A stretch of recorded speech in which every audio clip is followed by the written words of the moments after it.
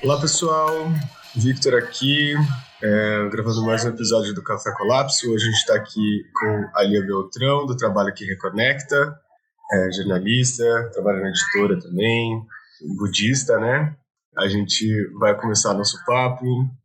Se você chegou aqui nesse episódio, a gente recomenda que você ouça pelo menos o primeiro episódio que a gente gravou, para você se situar um pouquinho nas conversas. Tô aqui com o Jerome também, dá um oi aí pra galera, Jerome. Oi, pessoal. Tá rolando uma obra onde o Jerome tá, mas ele vai ser breve e vai falar nos momentos em que não tiver muito barulho. Lia, se você puder se apresentar um pouco e dizer pra gente o que você tá fazendo agora. Oi, Victor. Oi, Jerome. E oi, todo mundo que for ouvir. Agradeço o convite. Quando vocês me chamaram, eu disse, Café Colapso, acho que é o lugar que eu tenho que dar. Teve uma época que eu falava que o fim de mundo era meu novo crush. Eu só falava de fim de mundo, só lia de fim de mundo. Então, eu fico, me regozijo, assim, me alegro com a iniciativa de vocês, né, de falar desse tema e trazer luz, né, para a luz científica, a luz psicológica, a luz territorial, né, para esse temaço, assim. Então, obrigada pelo convite. O que eu estou fazendo agora? Eu estou num processo de transição, assim, os últimos 8 anos da minha vida, eu vivi em comunidades budistas, em comunidades fundadas pelo meu professor, que é o Lama Santen, e eu me envolvi bastante com as dinâmicas de comunidade e também, ao mesmo tempo, num mergulho no meu próprio caminho espiritual por dentro do budismo.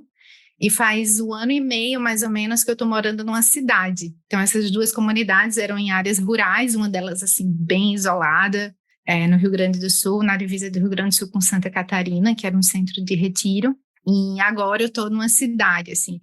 Então, nesse momento, eu estou numa adaptação profunda a essa nova dinâmica, mas numa aspiração de voltar, assim, para o mato, né? Em algum momento. Então, eu estou nesse momento de vida. Mas em termos de trabalho, né, o que eu tenho feito, eu sou facilitadora desse método, que se chama Trabalho que Reconecta, que foi criado há quase 50 anos por uma professora que se chama Joana Mense. Ela é uma ecofilósofa, uma ativista e uma estudiosa do budismo também. E esse método dá para descrever ele como um encontro entre a prática mesmo da Joana como budista, né? Enfim, como aluna do Dharma, com esse nicho que ela começou a se envolver de ativistas e pessoas que estavam dando conta lá na década de 70 dos problemas intrínsecos da forma como a gente vive e morre nesse planeta, né, como espécie. Então, obviamente, né, os dilemas que esse grupo de ativistas que ela encontrou vivia era muito parecido com o que a gente vive hoje, sensação de desespero, angústia, medo, paralisação, apatia, e ela começou a investigar, foi um processo profundo e também inicialmente bem doloroso, né, de como que a gente pode criar ferramentas internas para lidar com essas experiências e ter uma relação mais saudável e de mais agência, né, com o nosso mundo. Acho que 2 palavras importantes no método são compaixão e agência. Então, por causa da conexão com esse método e por causa do meu caminho espiritual, eu acabei trabalhando nessa interseção, assim, os projetos que eu estou envolvida, todos eles têm a ver, de algum modo, com essa interseção entre mundo interno e engajamento, entre espiritualidade e ativismo, né? Entre a gente olhar para dentro e poder processar e se sentir plenamente atuantes, né, dentro das nossas possibilidades, sem heroísmos, no nosso mundo, assim, digerir o nosso mundo de forma mais plena. Eu também trabalho numa comunidade online de transformação que se chama O Lugar, é uma comunidade que já tem 10 anos, e recentemente eles me convidaram ano passado para facilitar um processo que é orientado por um mestre budista que se chama Kazuaki Tanahashi Sensei. Ele é um japonês que, enfim, viveu diretamente, Hiroshima e Nagasaki, tem profundas reflexões sobre a forma como a gente vive, né, e as visões assim, de futuros possíveis. É um erudito budista, um artista, um calígrafo e um artista, e também um ativista muito respeitado. Então, a comunidade tem conexão com esse professor, e ele tem orientado um processo que a gente está chamando um laboratório de auto-organização.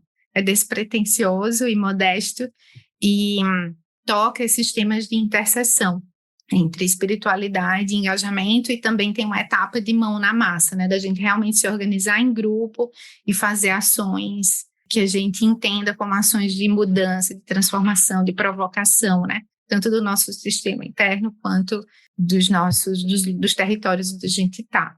Então, eu sou facilitadora desse processo também. E sou editora da revista Bodhisattva, que tem uma editora de livros agora, e eu estou mais engajada nessa seara, assim, de produção editorial e cuidar dos livros, voltar para o texto, que originalmente seria o meu lugar de trabalho, assim, né, maior, assim.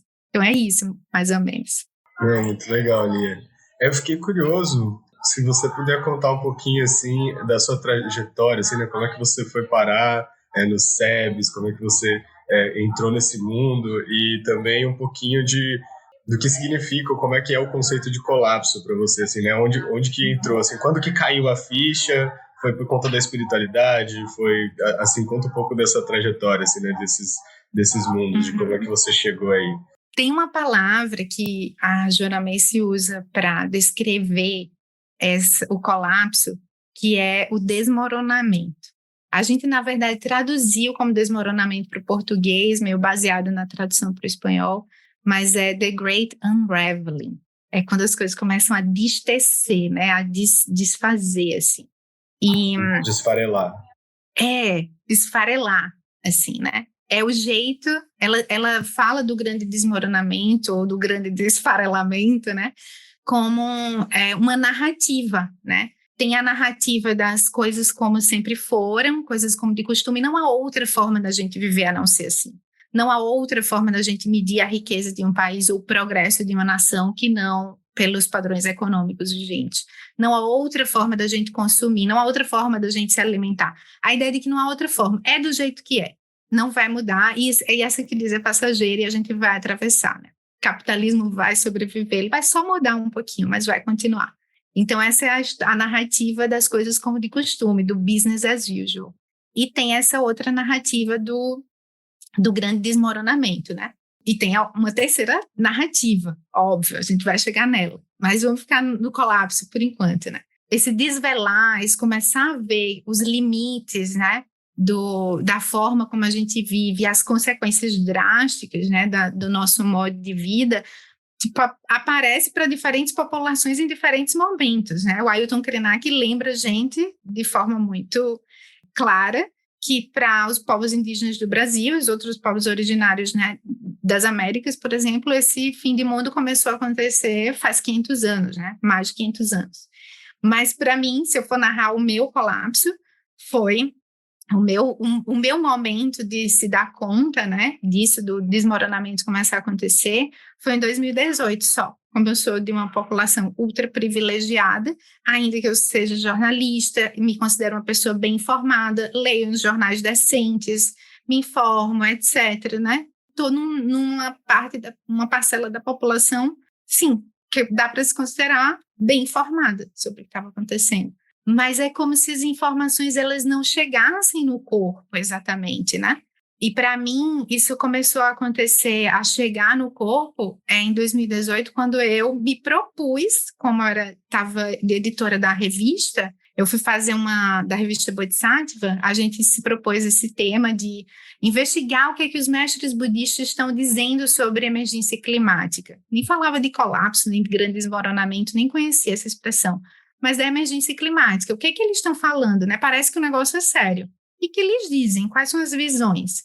E eu comecei a pesquisar e vi muitos professores maravilhosos falando coisas bem interessantes, trazendo conceitos budistas como interdependência, uma investigação maior, em outras tradições, travada sobre o lugar da nossa ética dentro de um sistema complexo como o capitalismo, os padrões éticos que eram lançados no tempo do Buda, eles podem ser atualizados para a gente pensar nosso consumo, nossa forma de vida, enfim, reflexões muito interessantes. Mas nada foi tão impactante para mim quanto ouvir a Joanna Macy, porque eu via que ela estava vendo o colapso do jeito que era, ela estava sentindo a dor do colapso, ela estava chorando diante de plateias por causa do extermínio de espécies, né? Ela conseguia sentir, ela se emocionava com aquilo e ao mesmo tempo ela não tinha nenhuma célula do corpo dela estava afundada nesse estado. Assim, não existia uma mente paralisada por aquilo, né? E aí eu reconhecia aquilo que eu estava ouvindo do meu professor, do Lama Santen, há tanto tempo, né? Essa visão que fura a realidade, Prajnaparamita, que atravessa, que não se fixa, nada é fixo, nada é rígido. Como é que a gente vai ver isso? Vai manter essa visão de que nada é fixo, que nada é rígido, que tudo está sempre se construindo por interdependência de forma mágica, né? Que a realidade é mágica. Como que a gente consegue ver isso e ao mesmo tempo sentir, se deixar tocar pela dor da destruição de sistemas inteiros, de uma ameaça à nossa própria espécie, né? A gente falar em antropoceno. Como é que a gente pode sentir a palavra antropoceno, sentir essa extinção em massa e, ao mesmo tempo, manter essa visão de sabedoria? E aí, ao ouvir, eu percebi que ela tinha essa realização, que ela estava sentindo tudo, né? Inclusive dramaticamente, assim, se a gente ouve a Joanna Macy, sente um jeito de falar que é intenso, assim, que vem do corpo, né? É visceral, assim. E, ao mesmo tempo, ela tem essa visão, né? Que eu reconheci do meu próprio professor. Então, esse encontro com ela aconteceu quando eu estava afundada nessas leituras sobre emergência climática, quando eu li o Terra Inabitável, né, que agora está publicado em português, que, enfim, é um livro-reportagem que, na época, era considerado mais completo, né, sobre prognósticos, assim, de futuro, né, e a primeira frase da reportagem é pior do que você imagina. Não importa o que você imagina, é pior. Eu tinha conversado também com um agrônomo, eu estava em Alto Paraíso nessa época, para entrevistá-lo, que trabalha na Chapada dos Veadeiros. Ele estava falando também da situação aqui no Brasil, do agronegócio, falando que mesmo as pessoas poderosas do agronegócio, elas sabem o que vai acontecer. Elas sabem o perigo das safras, né, delas por conta das mudanças climáticas, eles sabem do perigo de escassez total, assim. Enfim, e aquilo junto com a Bolsonaro quase se elegendo, assim, né? E a sensação que eu tinha é que eu acordava com gosto de fim de mundo na boca. E aí foi aí que eu encontrei a Joanna Macy. E aí fui entendendo essas narrativas, né? Vendo a narrativa, tem uma narrativa que está tudo bem, tem uma narrativa que é quando a gente começa a revelar, a abrir, cair o véu de que não está tudo bem, de que a gente tem um risco, que às vezes é colocado como um fato, né, de que a gente, para mim, assim, sempre que eu penso em colapso, eu penso em escassez de comida e de água, nas consequências que vêm a partir daí, né, guerras e conflitos e problemas, enfim, mais globais, que partem, né, do chão, do estômago das pessoas, assim, né, do fato de que a gente não vai conseguir produzir alimento, assim.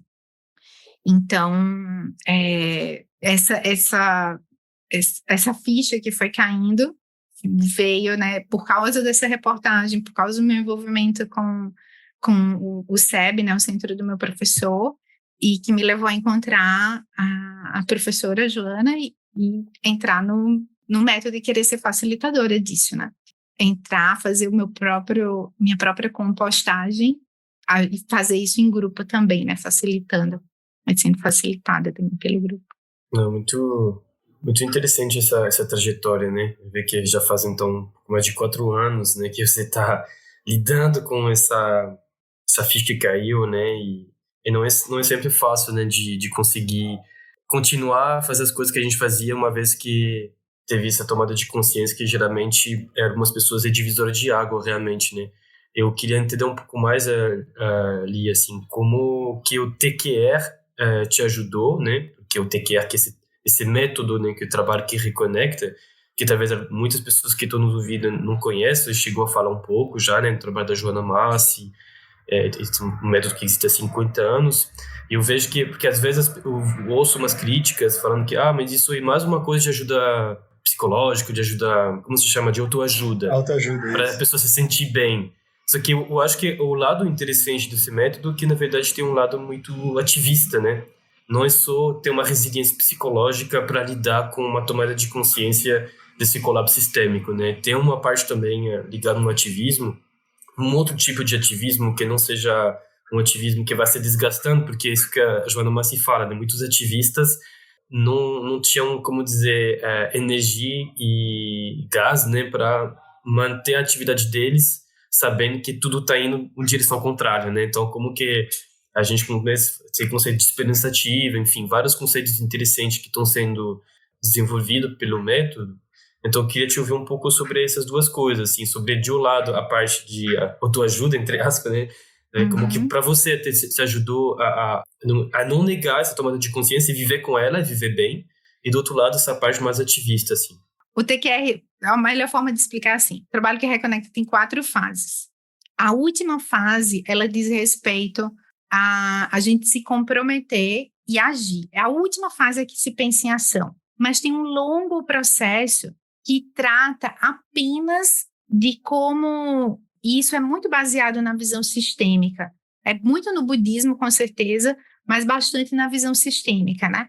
De quanto que a gente bloqueia a possibilidade da gente entrar em contato com a dor pelo mundo e fazendo isso, usando 1000 argumentos possíveis para não entrar em contato com a dor, a gente asfixia as respostas possíveis e respostas inteligentes, né? Isso não é uma grande novidade, mas o método, ele faz de forma muito simples, às vezes de forma, assim, eu costumo dizer nas oficinas que eu tenho vergonha, porque as pessoas veem que acham que é uma coisa muito sofisticada, mas é uma coisa tão simples quanto perguntar como é que você está lidando, igual vocês fizeram comigo aqui, como é que você está lidando com o colapso? Como é que você está lidando com esse mundo? Quais os sinais que você vê no mundo de que a coisa está craquelando? E como é que você sente isso? Como é que você processa isso no seu dia a dia? Quais são os sentimentos que você tem? O que você faz para abafá-los e o que você faz para lidar com eles de forma saudável? Então, toda essa parte, de fato, ela não tem a ver ainda com botar a mão na massa, com agir, com decidir o que é que a gente vai fazer, nem individualmente, nem coletivamente. Mas é uma parte fundamental do processo, porque é como se a gente faltasse na nossa cultura recursos para a gente ter coragem de entrar no lugar da dor. Se a gente for olhar para o feed do nosso Instagram, o que tem? É só gente rindo, que mostra os dentes de fora a fora. É só beleza, é só... Enfim, a gente tem uma dificuldade de entrar no lugar do escuro, no lugar que a gente tem que se demorar na tristeza, né? Se a gente demora na tristeza um pouquinho, a gente já acha que é depressão. A gente tem dificuldade óbvia de parar, de simplesmente não fazer. A gente tem dificuldade até de lidar com o ócio, né? Então, tudo isso dificulta esse processo que é, na visão da Joana Macy, de muitos outros pensadores, é fundamental para que as respostas surjam. Entrar em contato com a dor, nesse sentido, não vai ser autoajuda, mas vai ser a resposta necessária, o movimento necessário para que as respostas surjam de dentro do sistema, né? Isso individualmente e sistemicamente também. Então, ela estuda, né, dentro do método, a gente vai vendo em minúcia quais são os argumentos que a gente bloqueia essa dor, né? O argumento de que se a gente entrar em contato com isso, a gente vai ficar disfuncional, que se a gente ler muito sobre colapso, a gente vai ficar insuportável para os nossos amigos, vai perder a turma, ou se a gente tem um caminho espiritual, a gente pode se sentir traído, né? Porque como Deus nos abandona assim? Como é que Deus planejou o antropoceno? Isso foi planejado por Deus, assim, né?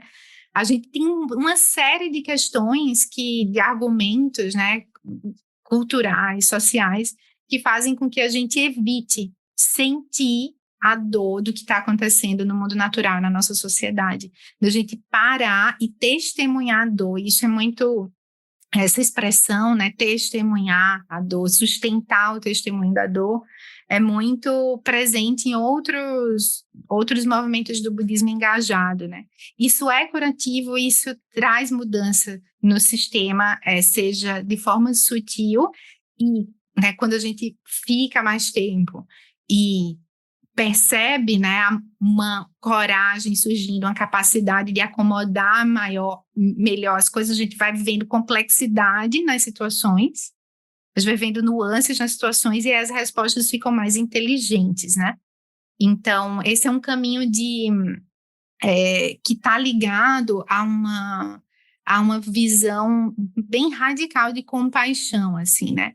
De que a gente não vai conseguir encontrar o conforto ou a segurança ou a felicidade, qualquer nome que a gente dê para essa noção de bem-estar ou felicidade, pensando só em nós mesmos, em resolver os nossos problemas. Isso não vai acontecer, né?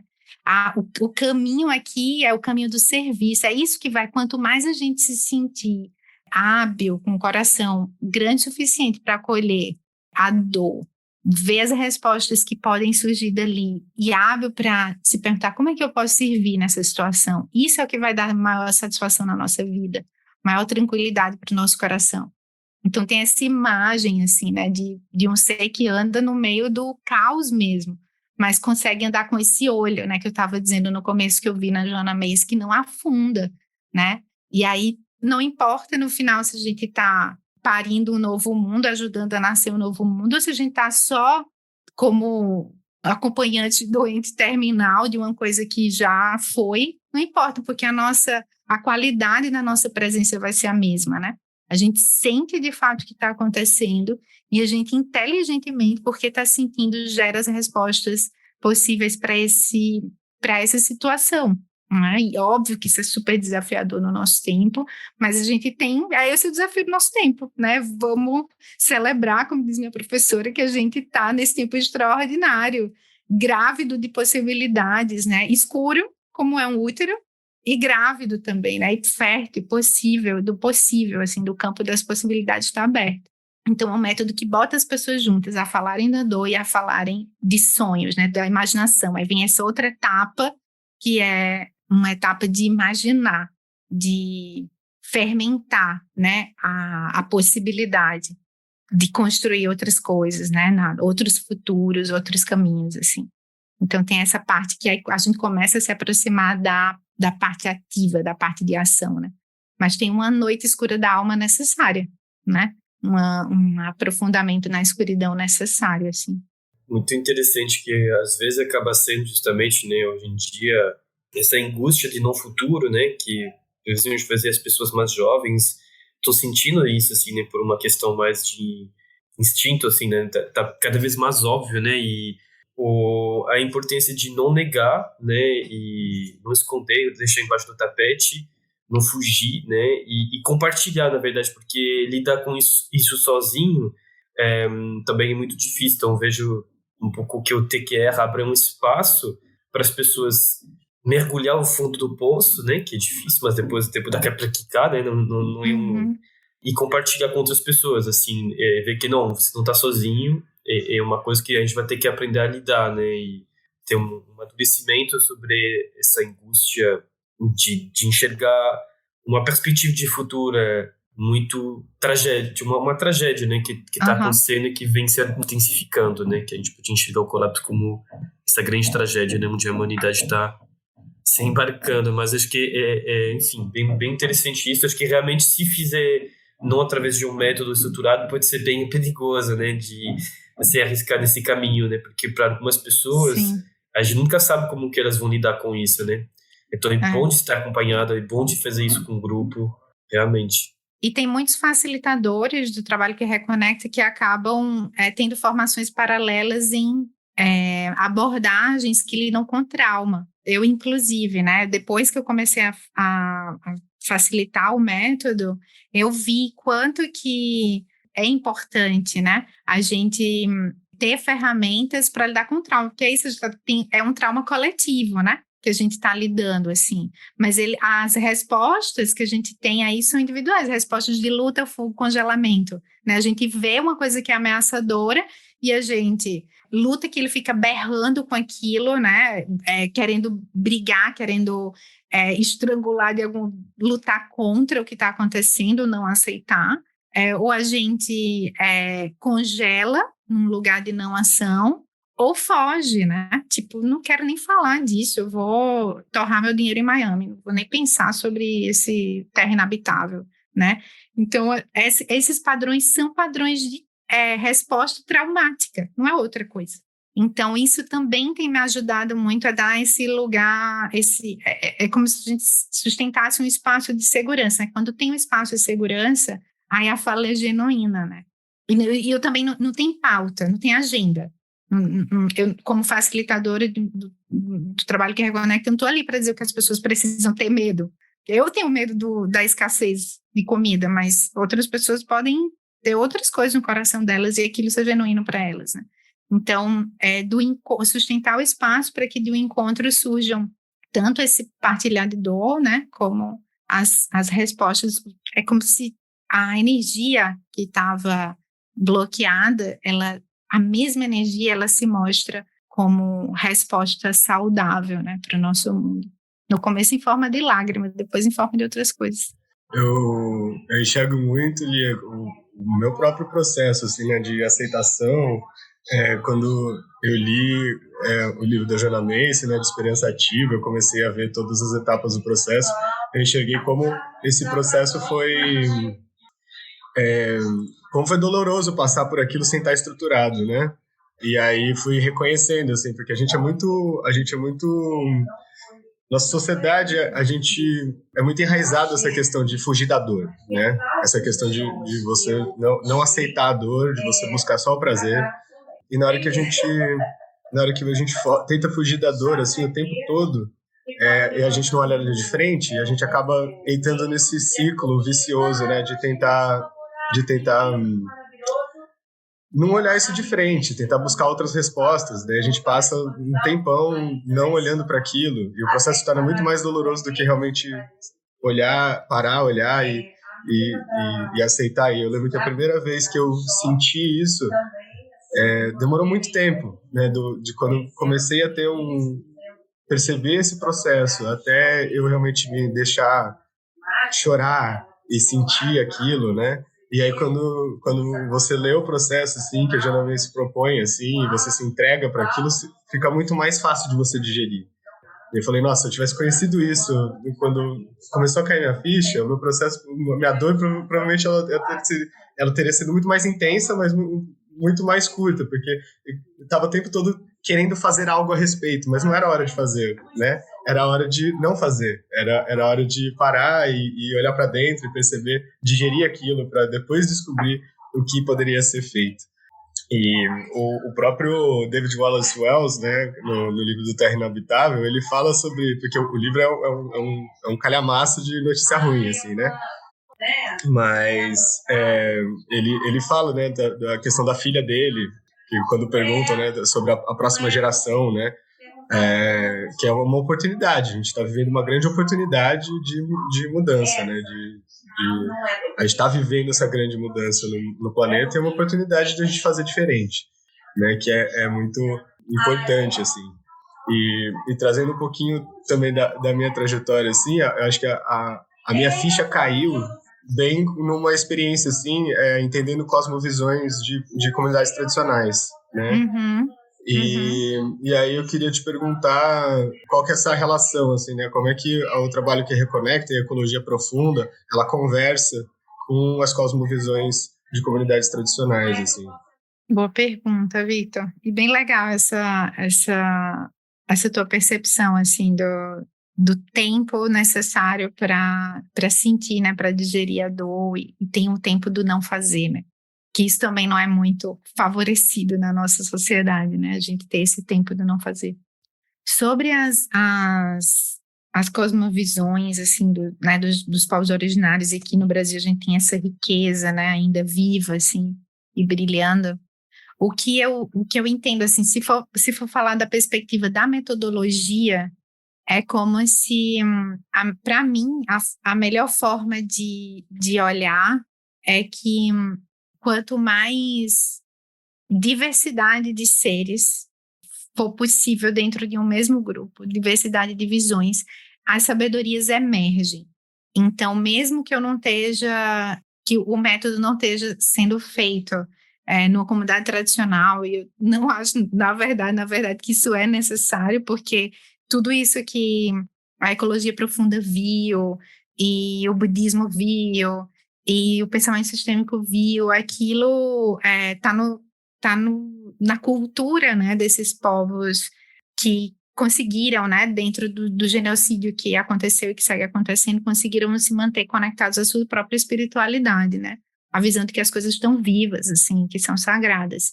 Então, não acho absolutamente que seria necessário que uma cultura se encontrasse com a outra para, enfim, criar uma terceira coisa, que seria um TQR, sei lá, ameríndio, amazônico, não sei, do Cariri, sabe? Eu não acho que é assim que funciona.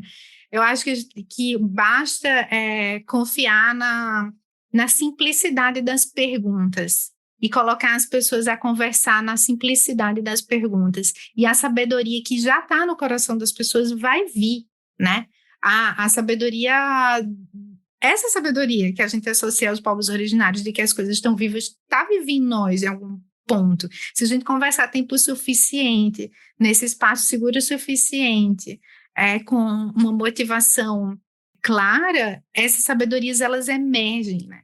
Só que, obviamente, a gente pode acelerar o processo ao trazer o máximo de diversidade, tanto nas trajetórias de dor e de trauma, né? E trazer isso também, né? As trajetórias de opressão, trazer as vozes que revelam isso, como a bem-aventurança também, né? De trauma intergeracional, mas bem-aventurança intergeracional também existe, né? As sabedorias dos ancestrais, dos nossos, dessa terra, do lugar onde a gente está, né? Então, eu vejo assim pelo menos eu não tenho a pretensão de fazer uma amálgama, né? Ainda que eu tenha uma super conexão e as minhas próprias visões de vida mudaram muito e se ampliaram muito a partir do contato com povos originários. Recentemente eu estive na Amazônia com os Achaninca, no Acre, e, meu Deus, foi...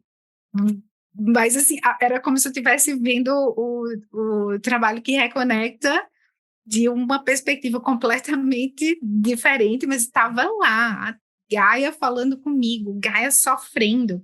Tinha momentos que parecia que estava acontecendo um funeral da vida na Terra, assim, e outros que era de celebração, de que aquilo ainda estava pulsando, né? Então, essa mesma coisa que eu estava descrevendo a Joana Macy, eu pude ver lá nesses povos, né, que eu visitei, assim. Então, eu não tenho a pretensão de fazer esse amálgama, não acho que cabe aqui, mas de confiar de que essas visões, elas estão vivas nos nossos corações, assim, que estão mais perto do que a gente imagina, e colocar as pessoas a conversar e a confiar umas nas outras é suficiente para isso surgir, sabe? Pelo menos é como eu sinto. Mas também estou doida para voltar para a Amazônia já, de todo jeito. para ficar mais perto, né, disso mais vivo, né, mais pulsante, assim, mais que isso está vivo no coração das pessoas, está, né? A visão de que, enfim, tudo está falando com a gente, né? As plantas, o mar, o céu está falando, né? Basta a gente abrir o olho e o coração e ouvir. Bacana. E eu tinha uma outra questão que eu li, né, dentro desse método do trabalho que ele conecta e dos escritos também da Joana Macy, tem esse conceito de grande virada, né? E lendo isso no início, de maneira ingênua, eu tinha imaginado que falava de uma grande virada como que geralmente, tipo, global, assim, que todo mundo ia fazer a transição e, sei lá, sair do capitalismo. Juntas. Como Vamos se dar fosse as uma mãos coisa, e fazer a transição. bem por aí, assim, né? Tipo, nossa, que ingênio, né? Nossa, que na verdade eu tava totalmente enganado, né? Não se trata disso, quando fala de grande virada. Mas essa grande virada, ela traz também, até pelo nome, assim, né? Uma certa grau de esperança, justamente. Eu queria te ouvir um pouco mais sobre o que significa exatamente essa grande virada, para não também confundir e ter essa visão ingênua de uma transição global, todo mundo junto, Sim. radioso, assim. Então, esse é um tema bem interessante, assim, eu acho que se a gente usar um pouquinho, né, a perspectiva budista para olhar para essa questão, ela fica bem interessante. Olhando, assim, para mim mesma como facilitadora, mesmo depois de ter feito a formação, ter lido um monte, estudado um monte, eu acho que eu tinha essa visão, assim, ingênua. E daí depois eu saquei, eu comecei a perceber que ao invés da grande virada, aquilo podia ser uma grande cilada. Cilada porque a gente ao invés de a gente soltar as certezas que a gente tem, né, que é o que um caminho espiritual genuíno vai, né, acabar provocando, né, que a gente chacoalhe um pouco as certezas, se a gente não cuidar esse convite, né, para atuar na Terra, que é o convite dessa terceira narrativa, né, tem as coisas como sempre foram, tem um grande desfarelamento, e tem essa grande virada, né, essa narrativa de que ainda que, e por que, não é nem ainda que, é porque as coisas estão se revelando, o modo de vida que a gente tem está se revelando completamente danoso para nós e para as outras espécies, por que aquilo está se revelando assim? É possível, a gente tem um poder de escolha suficiente, e por causa da própria causalidade mútua das coisas, por causa de interdependência,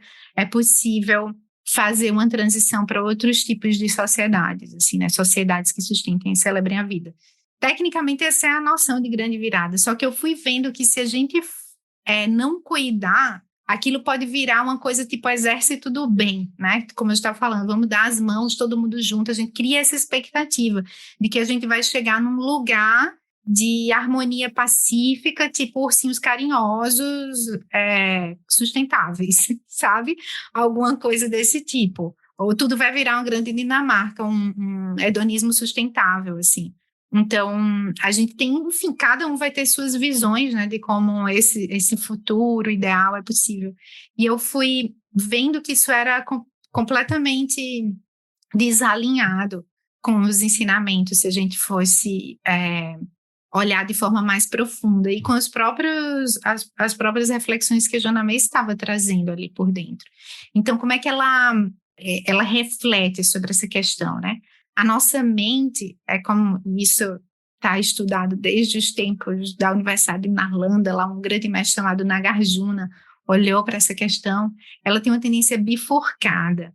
A gente pode cair em dois extremos. No extremo, e aí se a gente pegar esse tema do colapso, né, interessante, a gente tem um extremo do niilismo, que a gente olhar, e é só ler o IPCC, é só ler Terra Inabitável, tipo, Deep Adaptation, não tem mais como, assim, a gente vai ter só que tentar ver melhor e vou cuidar do meu e vou dar de ombros, assim, não tem o que fazer com isso, assim, não tem mais o que fazer, vamos só tentar nadar melhor nesse negócio, porque o colapso já é certo, o apocalipse já está garantido, assim, a gente pode entrar nesse lugar sutil da mente de desistência, né, de não vale mais a pena fazer nada, nenhum esforço.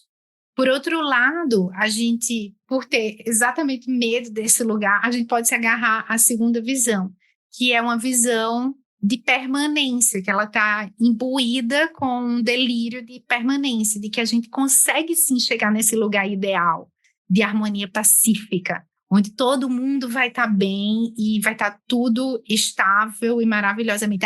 A noção de permanência está por trás dessa ideia de final feliz. Então, é como se a nossa mente, né, lidando com as notícias do nosso mundo, a gente ou vai para o apocalipse ou vai para o final feliz. A gente fica meio assim. E aí eu fui vendo que quando eu estava facilitando, eu estava levando as pessoas para ficarem fixas no final feliz. E foi aí que eu disse, não, isso aqui é um grande cilado, né? Vamos refletir melhor sobre isso. Tem coisas que está faltando aqui na minha facilitação. E aí eu comecei a fazer essas discussões sobre essa tendência, né, que a gente tem, quais são os discursos que facilitam e fortalecem a ideia do colapso, quais são os discursos que a gente tem que né, olham para a noção de permanência, tipo assim, vida em Marte. Vida em Marte está dentro do final feliz de algumas pessoas, né?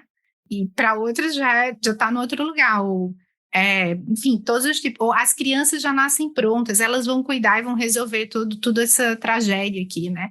Esse tipo de discurso. Então a gente comecei a olhar para essa mente e fazer a pergunta: qual é outra posição de mente possível? O que é que é possível além de final feliz e apocalipse, além da fixação nessas duas ideias, nessas duas narrativas? Tem outro lugar que a gente pode ficar, e esse lugar a Joanna Macy descreve como o lugar da incerteza.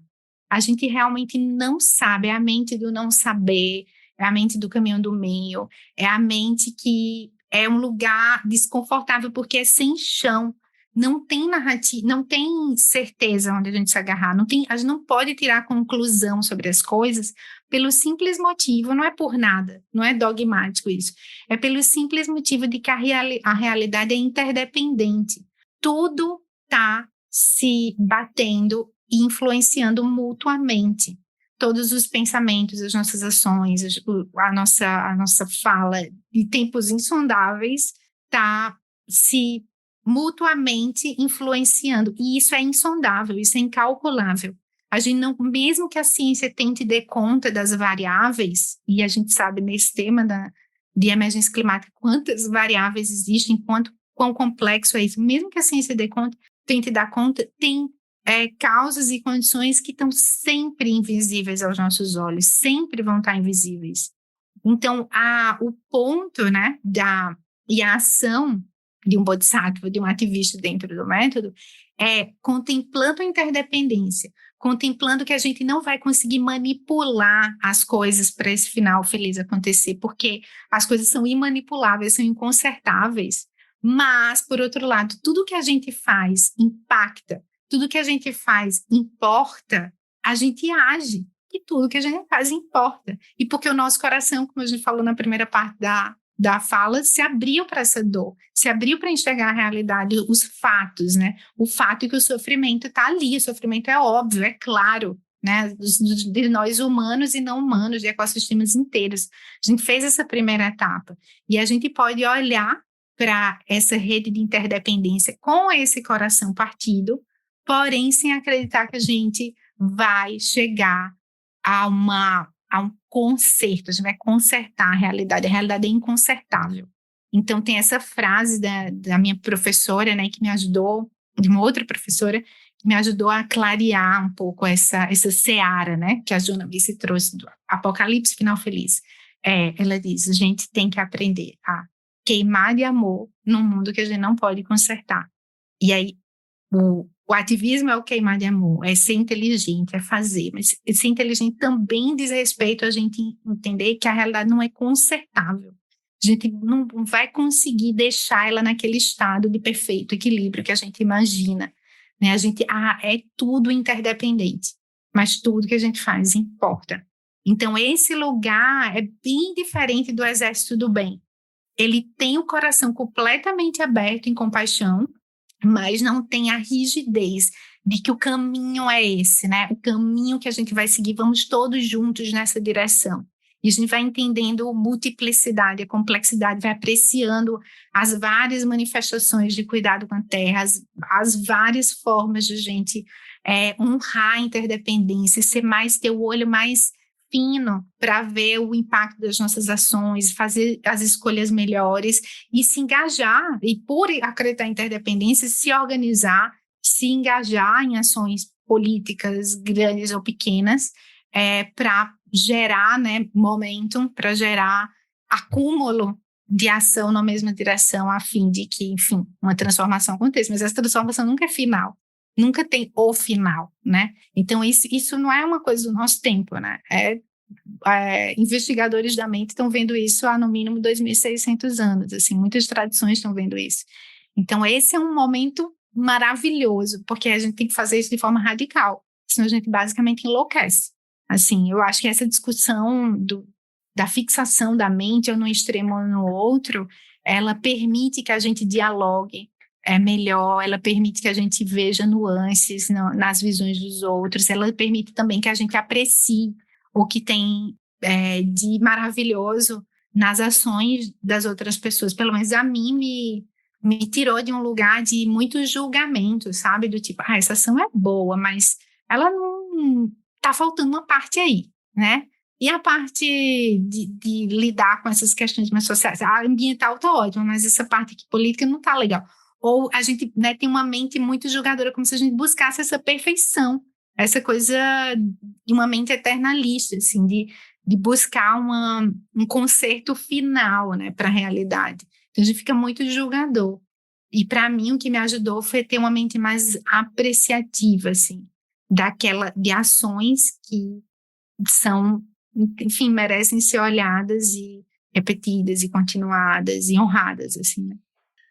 E justamente em termos de perspectivas de ações, né, ligado a esse caminho da grande virada e até do próprio método do trabalho que reconecta, como que você enxerga o papel da construção de comunidades, né, de comum unidade, né, dentro de uma sociedade onde uma cidade capitalista, extremamente individualista, né, onde os indivíduos estão meio que cada vez mais isolados e não tem mais comunidade, na verdade, praticamente dentro do capitalismo. O capitalismo acaba destruindo as comunidades tradicionais, as comunidades de forma geral, né? Isso é o mercado que vai regulando e a mercantilização que vai regulando todas as inter-relações, as relações humanas de forma geral, né? Então, você falou que, né, você chegou a ter uma experiência de vidas comunitárias através do SEB, dos centros budistas, enfim, eu vejo que tem todo um trabalho também ligado a essa questão de comunidade de aprendizagem, enfim. Eu queria entender um pouco mais assim, qual o papel da comunidade, porque é um segundo passo, sei lá, um terceiro passo, dependendo das fases, assim, necessário, e o que significa para você essa questão, esse conceito de comunidade, porque é importante como em termos de estratégia de ação? Sim. Então, eu sou uma cheerleader de comunidade, assim. Eu acho que a gente tem que se animar para viver em comunidade, porque para mim a única salvação é comunidade, não tem outro jeito, assim. E eu fico tentando, né, entender, para além da minha experiência, a comunidade que eu vivi pode ser classificada como comunidade intencional, assim, né, religiosa e tal. Enfim, tinha um professor, a gente se agregava em torno, né, dos ensinamentos que ele estava oferecendo. Então, naturalmente, tinha uma forma de agir quando a gente tinha dificuldades, a gente podia conversar entre nós, mas também com ele, né, e pode, né, ainda. Então, tem uma forma de se organizar que gira em torno, né, do próprio ensinamento. Mas eu acho que tem outras experiências de comunidade depois que eu saí, né, do SEB, que eu deixei de viver numa dessas comunidades, é que eu comecei a refletir mais, sabe, sobre isso. E pouquinho antes de eu sair, eu tive um sonho. Eu acho que esse sonho talvez fale um pouco sobre comunidade. Que era assim, talvez vocês gostem do sonho, porque o sonho é sobre colapso. Era assim, a primeira cena do sonho era uma imagem, assim, como se fosse umas piscinas muito, muito grandes. E a água que estava naquelas piscinas, eu sabia que era água radioativa. Eu sabia.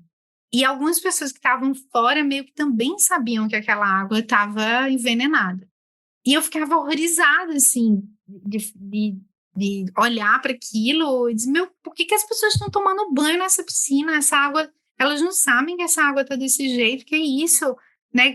Como é que as pessoas se expõem a esse tipo de perigo e tal? E eu ficava nessa aflição e, de repente, o sonho cortava da minha aflição para outra imagem, onde tinha uma fiadeira. Sabe aquelas rocas? O Jerome com certeza conhece mais, porque é muito do imaginário europeu, que vai fazendo fio, assim, não é bordando, é fazendo fio, puxando para fazer um fio. Tinha uma mulher voando no espaço, puxando esse fio, assim. E era isso, assim, essa mulher puxando esse fio. E no sonho, eu entendi que esse fio era o fio da história. E quando eu acordei, eu disse, meu Deus, eu acho que eu tive uma visão sobre como lidar com o colapso, como lidar com o fim do mundo. Eu não vou conseguir consertar essa água, não vou conseguir limpar essa água, não vou conseguir tirar as pessoas ali. Mas eu posso contar a história, são as histórias, não tem eu, mas são as histórias que importam, é como se conta a história.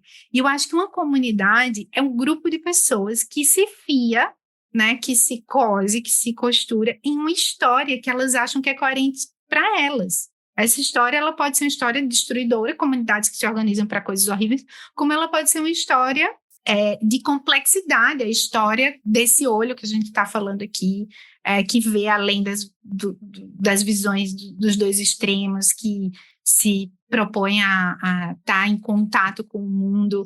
Enfim, são histórias poderosas, né? E essa história, a nossa capacidade de se organizar e girar em torno de histórias que nos nutram profundamente, que vai manter uma comunidade viva e que vai possibilitar mudanças nos nossos territórios, assim, a gente ocupar com seres que se fins históricos, como se tivesse que plantar história junto com agrofloresta e com bioconstrução. E, na verdade, é isso, né? A gente só planta porque tem uma história por trás, mas a gente tem que acreditar mais no poder da história, né? No poder da imaginação, da narrativa. É isso que dá a liga, não tem outra coisa, né? Então, quanto mais a gente confiar nisso, acho que a gente anda mais rápido, né? Ainda que seja importante limpar a água radioativa, ainda que seja importante impedir que isso exista, né? Que isso ocorra e se organizar para isso acontecer, eu confio muito nesse meu sonho da fiadeira, né? De que são histórias poderosas que vão manter a gente juntos para, seja transitar para uma outra coisa, seja morrer bem, seja ter mais capacidade de apoiar os outros que vão precisar de nós, né? Então, a gente escolher as histórias que a gente, né, quer, nas quais a gente quer se costurar, assim. Eu acho que é isso que sustenta uma comunidade, é isso que a gente tem que fazer, assim. Muito legal ali, muito interessante essa visão e essa perspectiva, né, tudo isso são narrativas, né, a gente são sempre criando narrativas, assim, ninguém age sem ter uma perspectiva de saber o que está fazendo e onde está se costurando, né? E aí, queria te perguntar, assim, né, uma pergunta que a gente tenta sempre fazer: o que você recomenda, ou falaria, ou faria, assim, né, pensando que tem muita gente jovem que nos ouve, assim, né, de qual que é o seu conselho para a ação, né, por onde começa, para alguém que está ouvindo isso e né, quais são os primeiros passos, o que você, consciente de tudo isso que está acontecendo, o que fazer, né, o que você faria, ou qual seria o seu conselho de ação ou de primeiros passos para alguém que esteja ouvindo a gente. Ou, de repente, digo o que você faria com o conhecimento que você tem há 10, 15 anos atrás. Eu acho que o que eu fiz foi ir-me embora para morar numa comunidade. Eu acho que eu faria o que vocês estão fazendo. Eu acho que eu iria me juntar com o pessoal. Tem um professor maravilhoso, chama Dzonta Khyentse Rinpoche. Ele é muito irreverente, ele fala coisas que as pessoas às vezes ficam revoltadas, assim. As pessoas que estão um pouco fora. E ele disse, eu acho que as pessoas não precisam ficar fazendo doutorado em arte japonesa, eu acho que as pessoas não precisam ficar estudando, elas precisam aprender a plantar, elas precisam aprender a desentupir banheiro, elas precisam aprender a lidar com a vida como ela é. Eu acho que eu iria um pouco por aí, sabe? Eu acho que a gente tem que conectar com a terra. Eu acho que a gente tem que aprender a plantar, acho que a gente tem que aprender a construir nossas próprias casas, acho que a gente tem que aprender a lidar com pessoas e amar pessoas para além da nossa família. Eu acho que a gente tem que ter a experiência de ter um cachorro e saber que o cachorro não é só seu, que tem um monte de gente cuidando do cachorro, como eu tive. E foi, uau, é isso que eu quero quando tiver um filho. Eu quero que o filho seja só meu, que seja uma galera cuidando do filho, né? Então, ter essa experiência e ter a experiência do contentamento que só morar perto da terra pode dar para você. Não tem nada que pode oferecer para você o contentamento, a satisfação de ver os ciclos, né, acontecendo. Então, eu acho que, para mim, é isso, né? É voltar para perto da terra como a gente puder. Se não for possível agora sair do seu apartamento numa cidade de concreto, bota até como está acontecendo, uma caixa de abelha, planta um manjericão, faz alguma coisa, né? Ou se planeja para, ao invés de gastar suas férias em outra cidade de concreto, vai para o meio do mato, vai visitar o Jerome e o Victor em algum lugar que eles estão. Ou, enfim, eu acho que a terra, ela ensina. A terra, ela fala. Agora, se a gente não abrir a porta para ela, não criar espaço, a gente não vai aprender nada. Eu já morri esturricado, seco, sem ouvir a voz maravilhosa que ela está tentando emitir para a gente, né? Então, eu acho que eu faria isso, eu me aproximaria dos elementos, da terra, do mar, do silêncio, da experiência de estar um pouco longe de humanos e mais perto dos não humanos, assim. Então, eu acho que eu faria isso, se tivesse que fazer uma coisa. Não, muito bom, acho que a gente conseguiu abordar bastante coisas, assim, uma hora foi muito rico e adorei também a sua dica final, acho que é uma das melhores que faz realmente muito sentido, assim. Enfim, é bom de ver que a gente está tentando fazer uma coisa que muita gente enxerga como mais óbvio, né? Porque às vezes a gente tem a impressão de estar tão a contracorrente que a gente está meio que direcionando pessoas para um caminho meio doido, assim, meio arriscado, só que não, na verdade se passa, é o mais óbvio, na verdade, né? E é bom de ouvir isso, a gente se sente mais seguro para não se culpabilizar de jogar as pessoas numa situação, às vezes, né, de transição para o campo, de vida comunitária, que pode ser visto como uma fonte de problemas, enfim, de inseguranças, né? Quando eu fui morar nesse centro, no Sabe da Mata, que eu comecei a conviver com a comunidade de agricultores, né, na região de Timbaúba, no Pernambuco, eu tive essa clareza rapidinho, assim. Tipo, a única coisa que pode diminuir, eu estava morando em Recife, uma cidade super problemática, né? Muita desigualdade, muita violência. Foi 1h30 de Recife para ter esse insight, assim, né? De que só se a gente tiver dignidade e puder oferecer dignidade, né? Para a gente continuar perto da terra, é que a gente vai resolver os problemas da cidade. Não tem como ser de outro jeito, né? E, enfim, eu falei mais como experiência espiritual, mas experiência política mesmo, né, de organização mais ampla, assim, eu acho que é o caminho. E vai rolar, né, um êxodo, então a gente tem que estar preparado, vai faltar água em São Paulo, tá dito, né, no último podcast de vocês, inclusive, o convidado fala disso, né, então a gente tem que estar preparado para esse êxodo. Eu acho que vocês estão no caminho totalmente certo e natural, eu quero estar nessa também, assim, voltar para a Terra. A única coisa que seja interessante para as pessoas saberem é que o trabalho que reconecta é uma metodologia aberta, é open source. Ainda que eu sou facilitadora simplesmente porque eu facilito, né? Óbvio que como eu tenho um apreço, um cuidado, eu quero fazer da melhor maneira, eu fiz cursos, estou fazendo curso, vou fazer um outro curso, acabei de me inscrever ontem, de desenvolvimento de facilitadores, estou fazendo um monte de formação, mas o fato é que é uma metodologia aberta. Então, qualquer pessoa que se sinta conectado pode simplesmente acessar, né, o material, inclusive a editora Bodhisattva, na qual eu trabalho, que eu colaboro, vai publicar o Nossa Vida como Gaia, que é o Manual do Trabalho que Reconecta. A gente deve fazer o lançamento em outubro.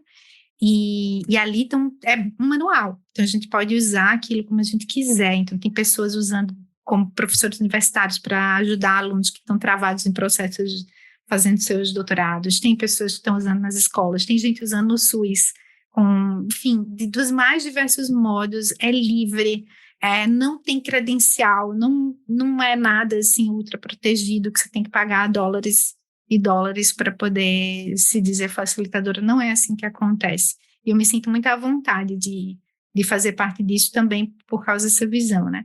É uma visão sistêmica de que o conhecimento, enfim, se a gente tentar bloquear, vai dar problema, né? É melhor que a gente deixe ele fluir como um rio e que, se for para beneficiar as pessoas, vai acontecer. Então acho que é isso, assim, deixar isso também claro, né? Para as pessoas se sentirem convidadas a mergulhar, quem quiser. Ótimo, Lia. Se você puder completar, dizendo só como é que as pessoas entram em contato com o seu trabalho, conhecem mais do que você está fazendo, né? Como é que as pessoas, né, chegam aí novos cursos, de repente passar o lugar, né, que é uma plataforma muito interessante para estudos budistas, enfim. É legal fazer essas recomendações para as pessoas saberem onde te encontrar. Então, para acompanhar quando eu ofereço oficinas ou cursos, tem o meu site, que é o liabeltrão.com.br. Lá também tem uma explicação, uma indicação, uma possibilidade de inscrição no que a gente chama de comunidade de aprendizagem do trabalho que reconecta, que eu facilito hoje junto com a Bruna Bush. E ela, nós duas, a gente tem feito isso. No começo era com a Poliana Zocchi, que foi a pessoa que me apresentou o trabalho que reconecta, e agora eu e a Bruna. Então, lá no site tem isso. E eu faço parte da comunidade do lugar também, como eu falei, e aí para acessar as nossas atividades e saber como entrar em olugar.org, e também da Bodhisattva, bodhisattva.com.br. E aí, como eu disse, em outubro a gente deve estar lançando o livro da Joana Mense, e agora a gente está num financiamento coletivo de uma edição que se chama Espiritualidade e Resistência, a número 34, que vai ser lançada agora em setembro. Então tem tudo isso acontecendo, e é isso. Agradeço o convite, agradeço a conversa, feliz de conhecer vocês, e espero que ressoe para quem tem que ressoar e que cause as transformações inimagináveis que podem ser causadas com esse encontro nosso. A gente que agradece, Lia, muito bom poder falar contigo, espero que essa seja a primeira de muitas conversas, é muito bom fazer esse contato. Também queria deixar, né, aberto aí para quem está gostando de ouvir o podcast. A gente está começando, se puder indicar o podcast, fazer todo o rolê do sininho, 5 estrelas, curtir, compartilha, né, com os amigos, com os parentes, com as pessoas que você acha que podem se beneficiar dessas conversas, né? Isso ajuda bastante a gente a ter mais alcance, a gente que está começando. E também fica o convite para conhecer um pouquinho mais o trabalho da Rizomar. Esse podcast, né, é oferecido pela nossa ONG Socioambiental. E aí a gente tem o nosso site, né, rizomar.com.br, a gente tem o canal no YouTube, nosso Instagram, para conhecer um pouquinho mais dos projetos e do trabalho que a gente vem fazendo. Se puder, o pessoal que puder ouvir nosso podcast na Aurelo também, que é o aplicativo de podcasts que remunera os produtores de conteúdo. E daí eles estão ainda, qualquer doação que você faz através do aplicativo, eles estão pagando em dobro para o produtor de conteúdo. Então, se você está gostando do que você está ouvindo e quiser soltar ali uma contribuição para nós, a gente faz isso de voluntariamente, não estamos ganhando nada, e seria muito importante a gente poder se estruturar melhor. E aí a gente vai ficando por aqui, abração. Deixa eu só deixar registrado também o nosso agradecimento a toda a equipe da Rizomar. Tá sempre eu e o Jerome aqui entrevistando e falando, mas tem uma galera por trás. Então, agradecer o Nick, que faz edição do podcast Vamos Falar de Música, agradecer a Marta, a Aline, a Denise, que sempre ouvem os podcasts, tiram os trechos, nos ajudam, né, na divulgação, nas imagens. Enfim, tem uma galera aí da comunicação da Rizomar que também é bem ativa na produção do podcast, e todo o resto da equipe que faz isso poder acontecer, assim, né? Hoje somos 15 pessoas, e também fica um convite aberto. Se você se interessar, entre em contato com a gente está sempre precisando de mais cabeça, mãos, pés, pensando e fazendo coisas, e acho que é isso aí. Vamos nessa. Valeu. Beijão, Lia. Tchau, Jerome. Obrigada, gente.